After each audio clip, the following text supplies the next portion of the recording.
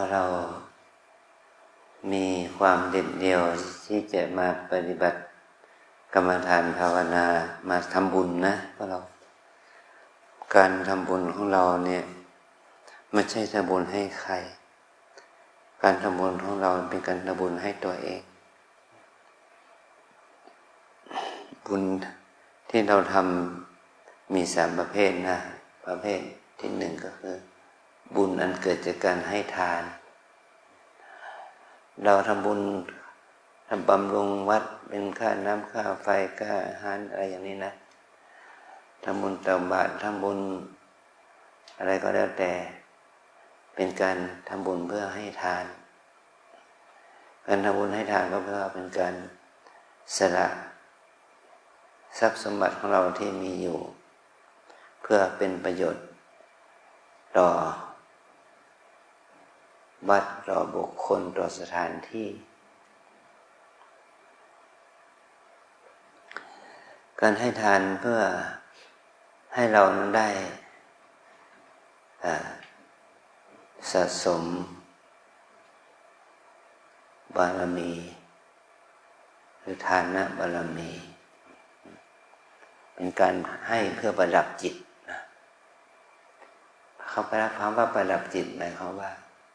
ทำให้จิตใจเราสะอาดผ่องใสอันนี้สงฆ์ของมันก็ทำให้เราได้รูปเสียงกลิ่นรสสัมผัสที่ดีทำให้เรานั้นมีฐานะพ้นจากภาวะแห่งความยากจนพ้นจากความตนีทางด้านจิตใจแล้วก็เป็นการเอื้อเฟื้อเกื้อกูลให้แก่เพื่อนร่วมโลกให้เขาได้พ้นทุกข์นี่เขาเรียกว่าทานพระโพธิสัตว์หรือพระอริยเจ้าทั้งหลายท่านก็ทำทานตามฐานะที่ท่านจะทำได้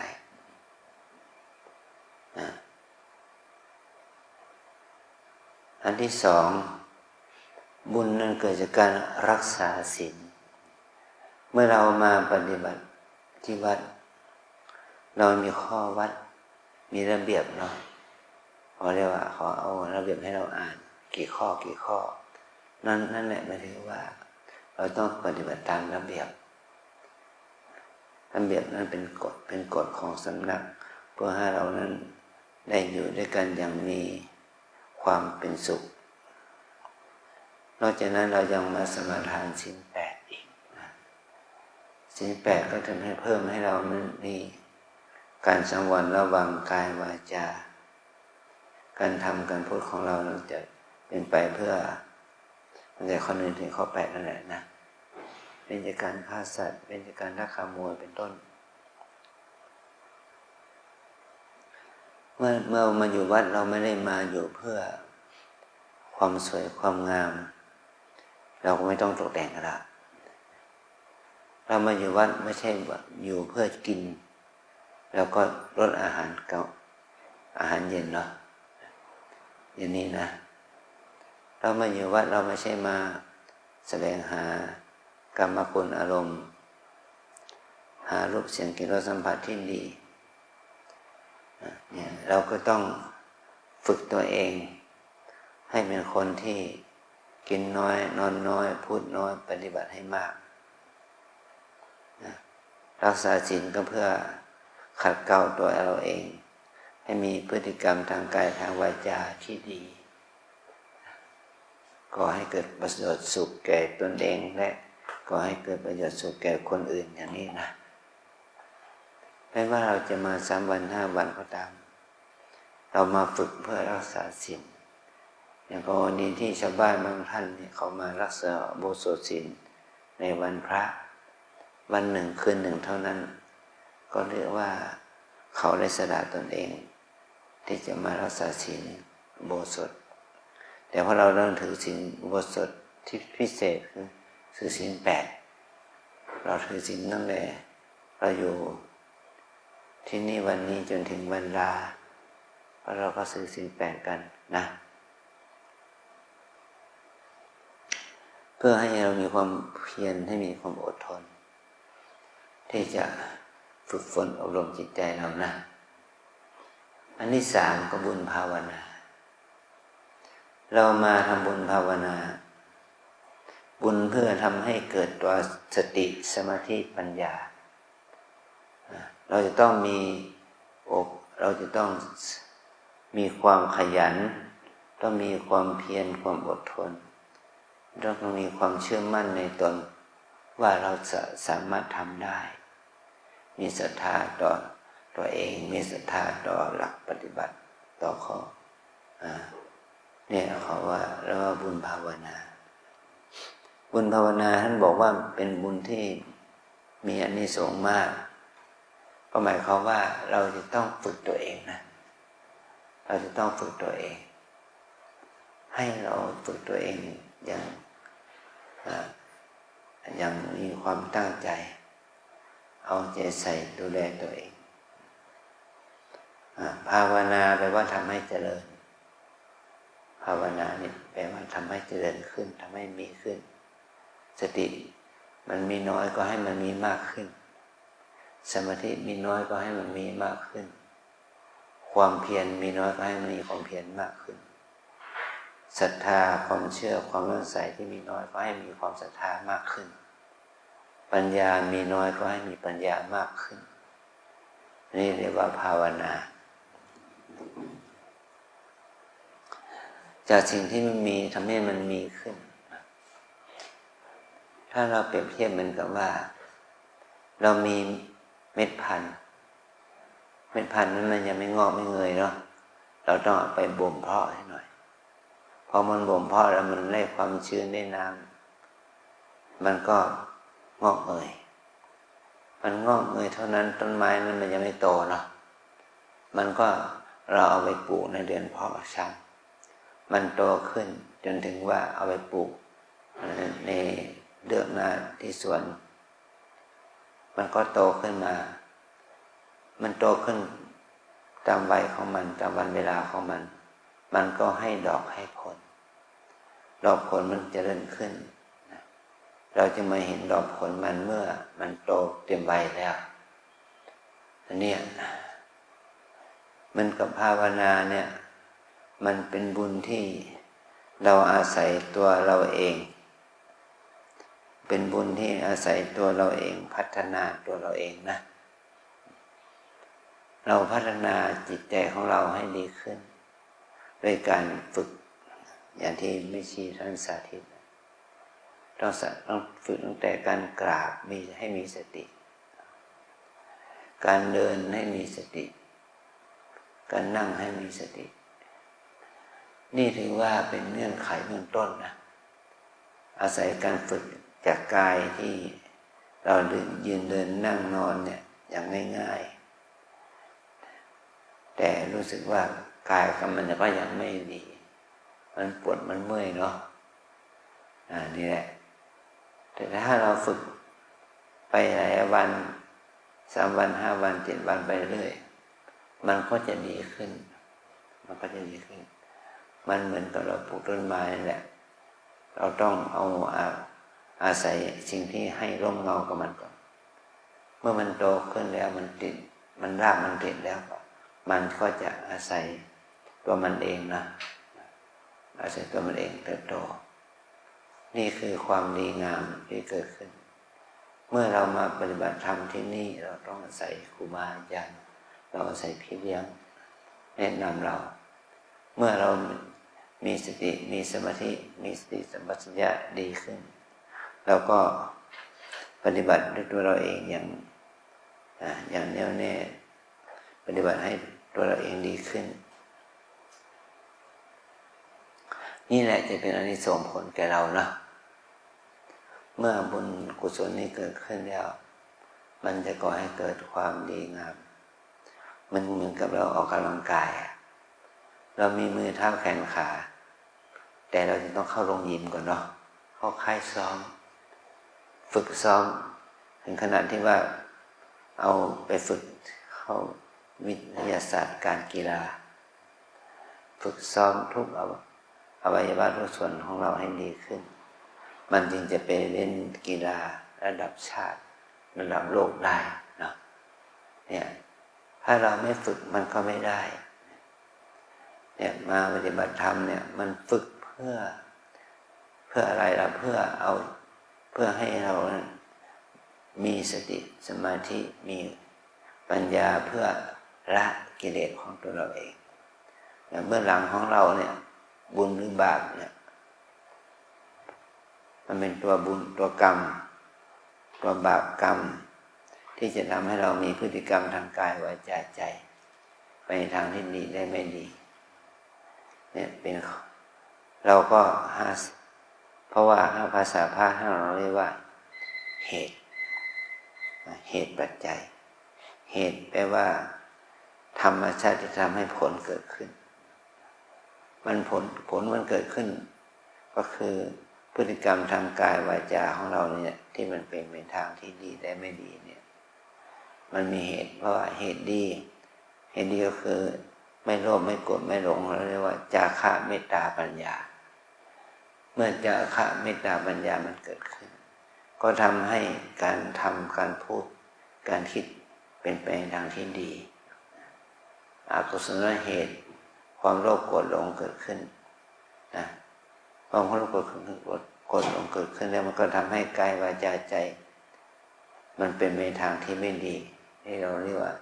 ชั่วหรือทุจริตนะเรามาอยู่ที่นี่เรามาฟื้นฟูใจบารมีธรรมของเราเนาะเรามาฟื้นฟูกายใจของเราเป็นไปให้เป็นไปทางที่ดีเรามาใหม่อยู่เราจงอาศัยความเพียรความพยายามนะคนที่มาเก่าแล้ว5 วัน10 วันเขาก็ฝึกไปตามแนวของเขาแต่ระยะทางของเราเริ่มใหม่เนาะแต่เส้นทางของเราไปทางของเราเหมือนกันนะเส้นทางไปทางของเราเหมือนกันคือความดับกิเลสละความโลภโกรธหลงนะที่เราเรียกว่าเดินทางไปสู่มรรคผลนิพพานนั่นแหละนะเราก็ตอนที่เรารับพระกรรมฐานเราก็มอบกล่าวคำมอบกายถวายชีวิตต่อพระรัตนตรัยมอบกายถวายตัวต่อครูบาอาจารย์เป้าหมายของเราคือความบรรลุมรรคผลนิพพานความสิ้นกิเลสความดับอกุศลนั่นแหละนะเป็นเป้าหมายแต่ว่าเส้นทางที่เราไปนั้นมันไกลมีสิ่งแวดล้อมรอบๆตัวเราที่เราเดินทางไปเนี่ยมันมีทั้งตัวปัญหาอุปสรรคมีทั้งสิ่งที่เป็นสิ่งที่ก่อให้เกิดความท้อแท้ท้อถอยโลภโกรธหลงมันเกิดขึ้นกับตัวเราได้ชอบไม่ชอบยินดียินร้ายที่เราเรียกว่าเป็นตัวมารเป็นตัวเสนามารแหละมันมาชักจูงให้เราท้อแท้ท้อถอยหรือว่าหมดความภาคเพียรพยายามมันก็ก่อให้เกิดความรู้สึกเป็นโทษไม่เห็นคุณค่าของการพัฒนาตัวเองนะลูกนะเมื่อเราปฏิบัติเราต้องต่อสู้กับสิ่งที่ก่อให้เกิดความท้อแท้ท้อถอยเมื่อก่อให้เกิดให้เราลุ่มหลงในกิเลสมารอารมณ์ทั้งหลายมันก็เกิดขึ้นกับเราได้แต่สิ่งเหล่านี้มันไม่ใช่เกิดขึ้นที่ไหนเกิดขึ้นที่ใจเราเองนะขึ้นที่ใจเราเองนุ่มเอ้ยเข้าใจไหมจะมาอยู่กี่วันเนี้ย3 วันแล้วอีก362 วันเอาไปไว้ที่ไหนไปไว้ที่ไหนเอาไปข้างนอกเอาไปข้างนอกมันมีบุญมากเลยต้องทำอะไรอยู่ที่ข้างนอกอยู่ข้างนอกเราทำอะไรล่ะทำงานเพื่ออะไรเพื่อได้เงินมาเลี้ยงปากเลี้ยงท้องใช่ไหม อยู่วัดไม่มีอาหารเลี้ยงปากเลี้ยงท้องเลยยังไงมีนะแต่มันไม่สนุกหรอก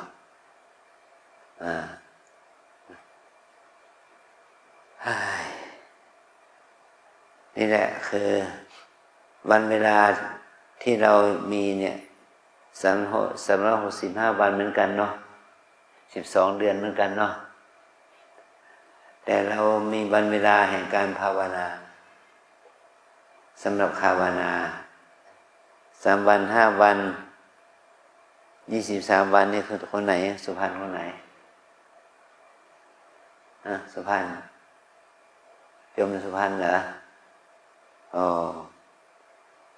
คนหนุ่มคนสาวนี่ได้3 วัน 5 วันแล้วนะเนี่ยน่าเป็นห่วงนะน่าเป็นห่วงนี่เรามีเวลาภาวนาเนี่ยไม่มีเวลาทำบุญภาวนาน้อยเนาะแต่เมื่อเราได้ศึกษาได้ฝึกกับการภาวนาไปแล้วเนี่ยเราอยู่ที่บ้านตอนก่อนนอนหรือตอนตื่นนอนเนี่ยให้เรามีเวลาสำหรับภาวนานะ5 นาที10 นาที15 นาทีครึ่งชั่วโมงก็แล้วแต่ให้เราฝึกเจริญสติฝึกเจริญสมาธิฝึกเพิ่มความเพียรให้เกิดขึ้นให้เรารู้สึกว่าบุญภาวนาเกิดขึ้นแก่เราได้ทุกที่ทุกแห่งมันเกิดขึ้นในขณะที่เรามีสติสัมปชัญญะจะอยู่ที่บ้านอยู่ที่ห้องพักหอพักอยู่ที่ทำงานที่ไหนก็ตามแต่ถ้าเราฝึกไปเพียงแค่1 ลมหายใจเข้าออกมันก็ได้บุญแล้วนะมันก็ได้บุญกุศลเกิดขึ้นเป็นบุญภาวนานี่แหละให้เราเป็นบุญให้ทำให้เรามีสติสัมปชัญญะบุญภาวนานี่มันเมื่อเราฝึกเพื่อให้รู้เทคนิควิธีการปฏิบัติแล้วมันสามารถทำให้เกิดบุญภาวนาได้ทุกที่นะนี่เราเคยมาหรือเปล่ามากี่ครั้งละหลายครั้งแล้วนะนี่ยังดีหน่อยเราได้เรียนรู้วิธีการปฏิบัติเราต้องเอาไปปฏิบัติต่อที่บ้านที่เรางานเรานะองค์พระสัมมาสัมพุทธเจ้านั้นพระองค์ได้ทรงตั้งพระทัยที่จะ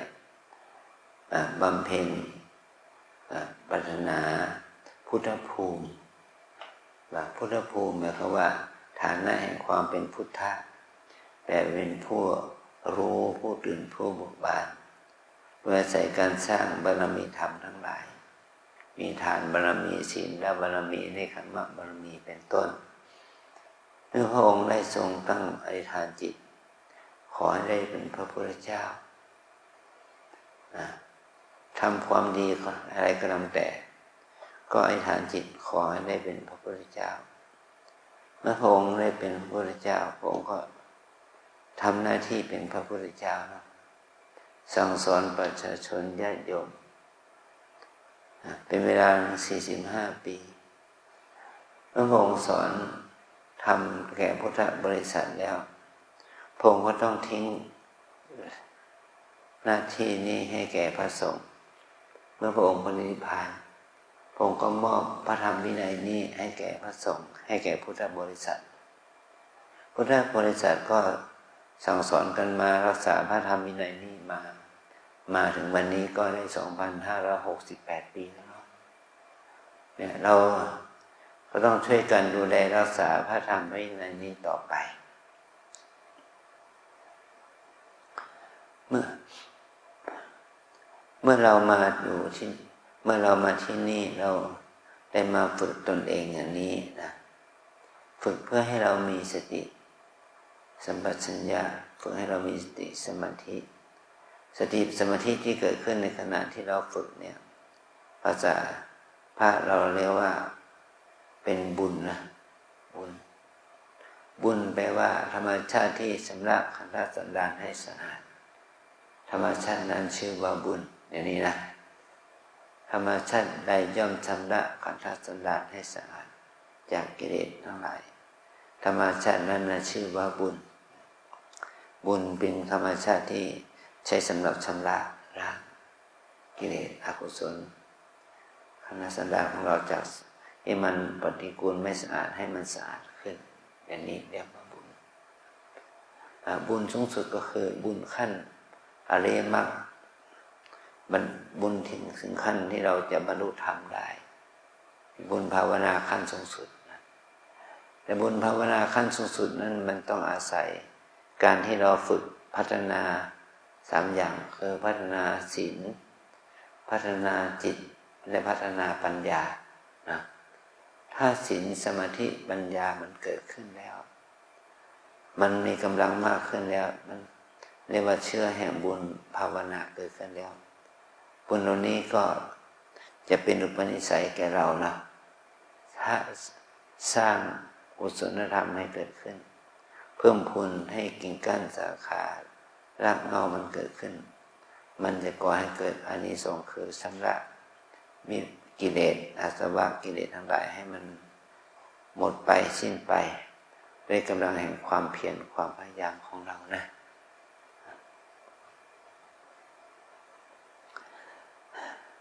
เรามาแล้วเราไม่ได้มาอยู่เพื่อฆ่าเวลาแต่เรามาอยู่ที่นี่เวลามันฆ่าเรานะไม่รู้นะเราไม่สามารถฆ่าเวลาได้แต่เวลามันฆ่าเราหมายความว่าวันเวลาที่ผ่านไปมันก็หมดไปแล้วเมื่อวานมันก็หมดไปแล้ววันนี้ก็หมดไปแล้ว10 ชั่วโมงแล้วมันหมดไปทุกขณะเดือนนี้เป็นเดือนที่เท่าไหร่เดือนที่5แล้วเนาะหมดไป4 เดือนหมดไป1/3ของปีแล้วเนาะหมดไปแล้ว4 เดือนกับ21 วันเนาะ20 วันเต็มๆวันนี้ก็21 วันถือว่าเป็นวันที่21ไปแล้วมันหมดไปแล้วมันนำกลับคืนไม่ได้ฉะนั้นเรามาอยู่ที่นี่เราอย่าคิดว่าอยู่เพื่อฆ่าเวลาแต่ให้เราคิดเสมอว่าเวลาฆ่าเราก็หมดไปแล้วเนี่ยที่เราได้เห็นการสวดอภิธรรมในงานศพเนี่ยเราเห็นไหมเห็นพระเขา4 รูปสวดมนต์นะสวดอภิธรรมแล้วก็มีตาลปัดไปไม่กลับหลับไม่ตื่นฟื้นไม่มีหนีไม่พ้นนะอันนี้เป็นคำที่ท่านคิดขึ้นมาเตือนใจต่อคนเป็นว่าคนเป็นทั้งหลายเอ้ยนะต่อไปเธอก็จะเป็นอย่างคนตายนะไปไม่กลับหลับไม่ตื่นฟื้นไม่มีหนีไม่พ้นเหมือนฉันนี่แหละอันนี้เป็นแค่เป็นข้อเตือนใจแบบวิถีชีวิตของชาวบ้านแต่ตัวสัจธรรมมันลึกซึ้งยิ่งกว่านั้นไปไม่กลับหมายว่าคนเราทุกคนเนี่ยก็จะเหมือนกับคนตายชีวิตนี่มันไปแล้วมันไม่กลับคืนมันก็ว่า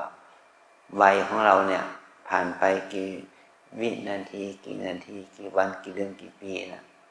มันหมดไปแล้วมันหมดไปมันเหมือนกระแสน้ำที่ไหลเนาะกระแสน้ำที่มันไหลออกมาจากภูเขาออกไปสู่ทะเลกว้างมันไม่มีหวนคืนนะน้ำที่ใสจากบนดอยบนเขาไปสู่แม่น้ำใหญ่ไปสู่ทะเลมหาสมุทรนะมันมีแต่สกปรกมีแต่ความไม่สะอาดจนถึงว่าแต่กินไม่ได้เอามาล้างเอามาอาบไม่ได้มันมีแต่ความสกปรกปฏิกูลมันไม่มีคำว่าหวนกลับมาดีนะ2ที่ว่าหลับไม่ตื่นหมายความว่าคนเราเนี่ยถ้าอยู่อย่างคนหลงโลกหลงกิเลสหลงสงสารหลงกิเลสหลงโลกหลงสงสารแล้วก็หลับไหลไปกับกระแสของกิเลสกามอกุศลความชั่วมันไม่ตื่นขึ้นมาพบมันไม่เข้าใจคำว่าพุทโธผู้รู้ผู้ตื่นผู้เบิกบานที่แท้จริงก็เหมือนกับตายเปล่า ไม่มีกุศลธรรมเกิดขึ้นในชีวิตเลยแม้จะเป็นพระหลวงพ่อหลวงปู่ครูบาอาจารย์สมเด็จแม้จะเป็นพระราชามหากษัตริย์แม้จะเป็นเศรษฐีมหาเศรษฐีก็เป็นคนที่มีชีวิตที่สูญเปล่าแปลว่ามันเพราะว่าอะไรตั้งแต่เกิดตั้งแต่รู้ความมาจนถึงตายเนี่ยมันไม่ได้เข้าถึงความเอื้อเฟื้อเกื้อกูลไม่ได้เข้าถึงความเสียสละไม่ได้นึกถึงบุญกุศลเลยเอาแต่ได้อย่างเดียวมือใครยาวสาวได้สาวเอาอย่างนี้นะมีแต่ความโลภอยากได้อยากร่ำอยากรวยอยากมีอย่างนี้ก็เป็นคนที่หลงไหลไปตามกระแสกิเลสหลงไหลอยู่ในความมืดมนอุทกการของกิเลสนี่เป็นพวกที่หลับแบบไม่ตื่นฟื้นไม่มีฟื้นมันเหมือนคำว่าถ้าคนเราเนี่ยถ้าเรามีชีวิตอยู่เราตายไปแล้วก็ไม่มีฟื้นศพนั้นก็ไม่ฟื้นนะศพไหนมีฟื้นบ้างไม่มีเนาะฟื้นไม่มีเนี่ยถ้าเราไม่เราคนเราตายไปแล้วก็มันก็ไม่ฟื้นมันไม่ฟื้นเข้าถึงความมีบุญความมีบุญเลยมันก็ไม่ฟื้นถ้าเราฟื้นนะถ้าเราฟื้นก็หมายความว่าเราจะมีชีวิตอย่างไม่ประมาทแล้วก็หนีไม่พ้นนะหมายถึงว่าถ้าคนเราทำกรรมใดก็ตามแต่ตายไปแล้วก็ตามแต่มันก็เป็นไปตามกรรมสัตว์โลกย่อมเป็นไปตามกรรมนะทำกรรมใดย่อมได้รับผลแห่งกรรมนั้นหนีไม่พ้นนะแต่ความหมายอีกอย่างหนึ่งก็คือว่าถ้าเราตีความหมายแบบสัจธรรมนะไปไม่กลับก็ให้เรารู้ว่ามันไปมันกลับได้ตายแล้วก็มันยังกลับมาเกิดอีกนะหลับไม่ตื่นก็คือว่าตายไปแล้วมันก็หลับไปแล้วมันตื่นอยู่นะตื่นก็เกิดใหม่มาใหม่ฟื้นไม่มีก็คือฟื้นมีก็คือมีฟื้นเนี่ยคือว่าตายแล้วเกิดใหม่หนีไม่พ้นก็หนีพ้นเหมือนกันหมายถึงว่าถ้าเราปฏิบัติกรรมฐานภาวนาวิปัสสนากรรมฐานเนี่ยเราหลุดพ้นจากสังสาระหลุดพ้นจากความเกิดแก่เจ็บตายเข้าถึงมรรคผลนิพพานได้เรียกว่าหนีพ้นจากมัจจุราชหนีพ้นจากความตายได้หนีพ้นถ้าเราปฏิบัติวิปัสสนากรรมฐานทำให้เราพ้นจากวัฏทุกข์วัฏสงสารนะ อันนี้เป็นโอวาทธรรมที่จะให้โยคีเข้าใจในสิ่งในเบื้องต้นสำหรับที่เราจะได้ประพฤติปฏิบัติต่อไปนะเรามาปฏิบัติธรรมนี่เรามาฝึกกรรมฐานเนาะมาฝึกกรรมฐานคำว่ากรรมฐานคืออะไรกรรมะแปลว่าการกระทำฐานะแปลว่าที่ตั้งฝึกกรรมฐานก็มาฝึกคำว่ากรรมฐานเนี่ยที่ตั้งคืออะไรคือกายและใจนี้กรรมะคือการกระทำให้เรามีสติอยู่กับกายกับใจนี้กายกับใจนี้เป็นกรรมฐานของเราฝึกให้เราขณะที่เราฝึกเพื่อให้เกิดสติสมาธิความเพียรความศรัทธานี่แหละหรือว่าเป็นการฝึกเพื่อให้เกิดตัวศีลสมาธิปัญญานี่เรียกเป็นการฝึกเพื่อให้เกิดตัวธรรมเพื่อให้เราได้ดำเนินไปสู่ทางความมีสติสัมปชัญญะมีสติสมาธิปัญญาเกี่ยวกับการกำหนดอิริยาบถน้อยใหญ่ยืนเดินนั่งนอนคู่เหยียดตรงนี้นะนี่เป็นการภาวนาของเรานะที่มาวิปัสสนาภาวนากับสมถะภาวนานั้นหมายความว่าเรามาฝึกเพื่อให้จิตสงบเราเรียกว่าสมถะภาวนาถ้าเรามาฝึกเพื่อให้เกิดสติสมาธิปัญญาไปพร้อมกันเพื่อให้เราเข้าใจถึงอริยเพื่อให้เราเข้าใจถึงความเป็นอนิจจังทุกขังอนัตตาของกายใจนี้เราเรียกว่าวิปัสสนาภาวนา วิธีการปฏิบัติวิปัสสนาภาวนาเนี่ยบางทีเขาเรียกว่าการเจริญสติปัฏฐานนะสติแปลว่าระลึกได้ปัฏฐานแปลว่าที่ตั้งอย่างที่แม่ชีท่านสาธิตเราระลึกได้กับกายเมื่อเรามีการกล่าวพลิกหนอพลิกหนอพลิกหนอนี่รู้ว่าระลึกรู้ว่ากายมันกำค่ำมันเคลื่อนไหวเนี่ยแหละขวาย่างหนอซ้ายย่างหนอตัวพองหนอยุบหนอดูถึงอาการกายนะตั้งสติอยู่ที่กาย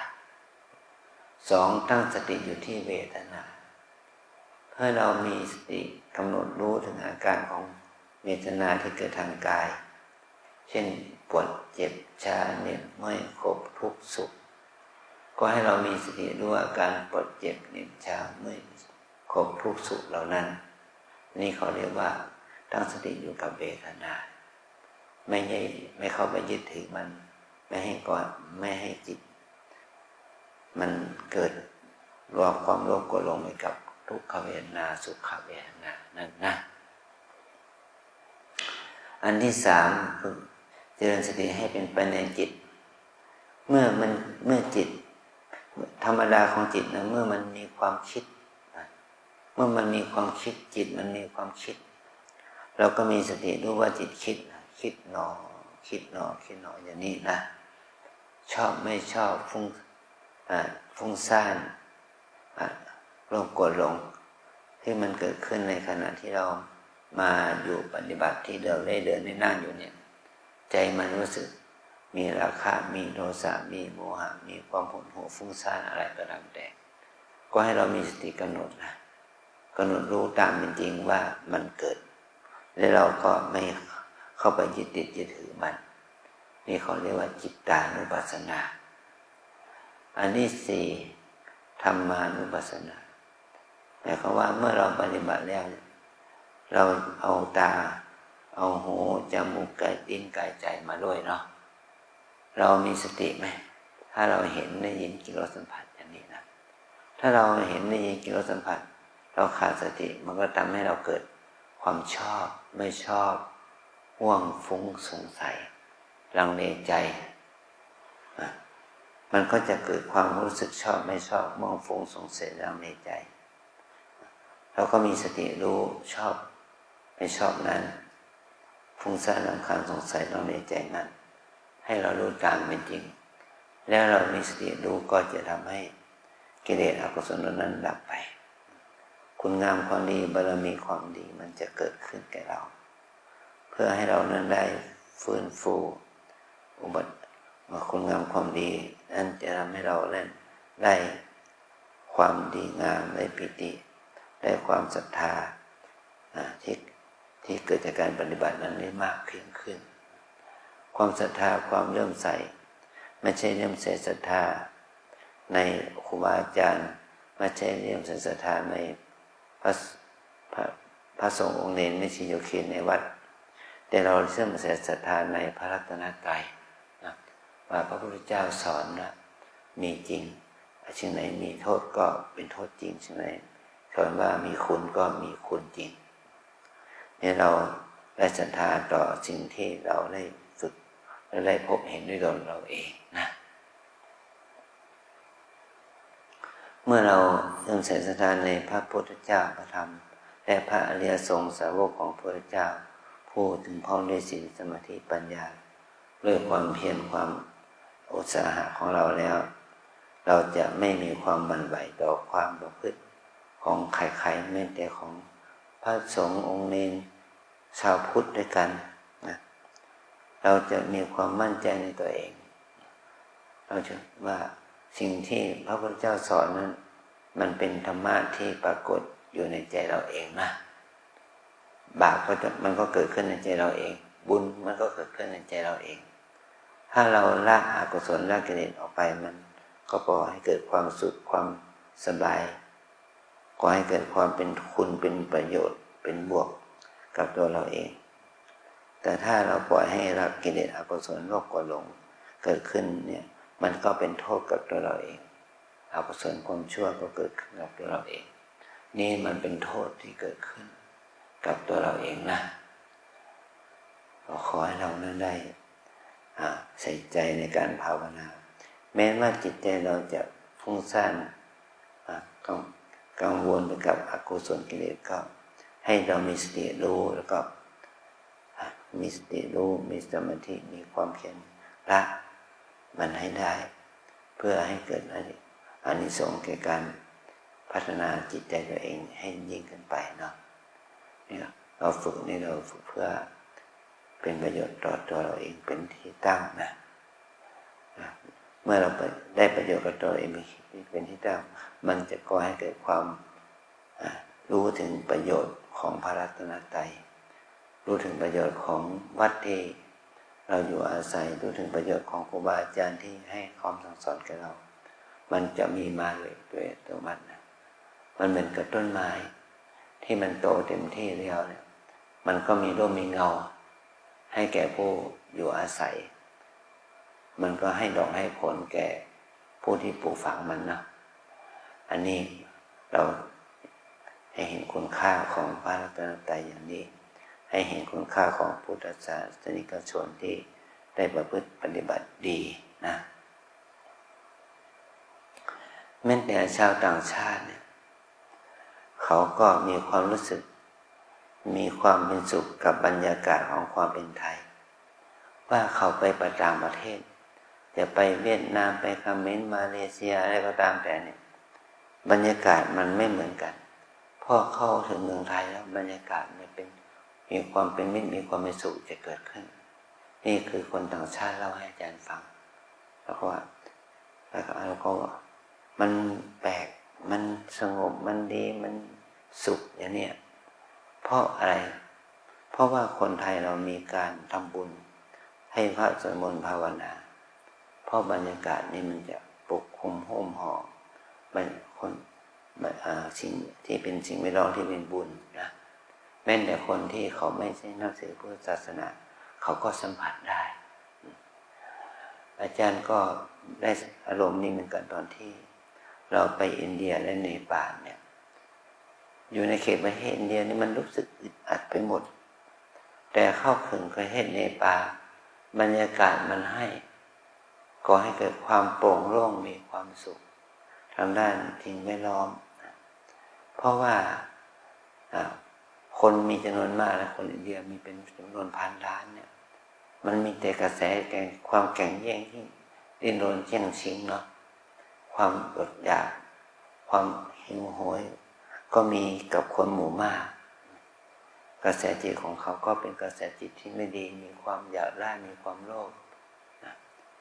อย่างนี้มันก็มีกระแสที่เป็นลบแต่ถ้าเราอยู่กับสิ่งแวดล้อมที่ดีสิ่งแวดล้อมที่มีการเสียสละแบ่งปันมันก่อให้เกิดความเอื้อเฟื้อเกื้อกูลกันก่อให้เกิดความสุขทั้งด้านจิตใจขอให้เราได้ทำหน้าที่นี้เป็นต้นแบบเป็นแบบอย่างแก่ชาวต่างชาติด้วยเพื่อความเจริญงอกงามไปบุญในสมาปฏิบัติสืบต่อไปนะอะไรทุกคนรับกรรมฐานนะประนมมือวิปัสสนากรรมฐานตามแนวสติปัฏฐานมีสี่อย่างหนึ่งกายสองเวทนาสามจิตสี่ธรรมวิปัสสนากรรมฐานตามแนวสติปัฏฐานมีสี่อย่างหนึ่งกายสองเวทนาสามจิตสี่ธรรมหนึ่งกายสองเวทนาสามจิตสี่ธรรมกายเวทนาจิตธรรมกายเวทนาจิตธรรมให้เราได้ฝึกนะอย่างที่แม่ชีท่านสาธิตเนี่ยเจริญสติเป็นไปในกายถ้าเราปวดเจ็บชาเหน็บทุกข์มันก็มีสติกำหนดจิตปวดเจ็บเหน็บชาทุกข์นะ นี่แบบกำหนดเวทนาจิตคิดฟุ้งซ่านก็มีสติกำหนดจิตคิดนี่เรียกสติกำหนดจิตชอบไม่ชอบฟุ้งซ่านรำคาญสงสัยที่เกิดขึ้นเมื่อเราได้เห็นได้ยินกิริยาสัมผัสเราเรียกกำหนดธรรมการพิจารณาจิตธรรมเป็นอีกตั้งของสติไม่ใช่ว่ากำหนดแต่กายอย่างเดียวนะกำหนดเวทนาจิตธรรมด้วยเราจะทำให้สติสัมปชัญญะเกิดขึ้นกับเราสืบต่อไปกินน้อยนอนน้อยพูดน้อยปฏิบัติให้มากพอใจเสร็จดูแลตัวเองอย่างนี้นะ15 นาทีเดิน15 นาทีนั่งหรือครึ่งชั่วโมงเดินครึ่งชั่วโมงนั่งก็แล้วแต่นะวันหนึ่งให้ได้6 ชั่วโมง8 ชั่วโมงทำไปให้ได้บุญกุศลเกิดกับเรานะเราจะอยู่กี่วันกี่ชั่วโมงก็ต้องทำให้มันบุญกุศลเกิดขึ้นเพื่อความสวัสดีเพื่อความผาสุกที่จะเกิดขึ้นในพระศาสนาสมาปฏิบัตินี้เพื่อมหาชนทั้งหลายให้ดูถึงความดีงามนี้ความดีงามนี้มันไม่ได้เกิดขึ้นที่ไหนเกิดขึ้นที่ใจเรานะเกิดขึ้นที่ใจเราเอาใจใส่อยู่แลใจตัวเองอย่างนี้นะขออนุโมทนา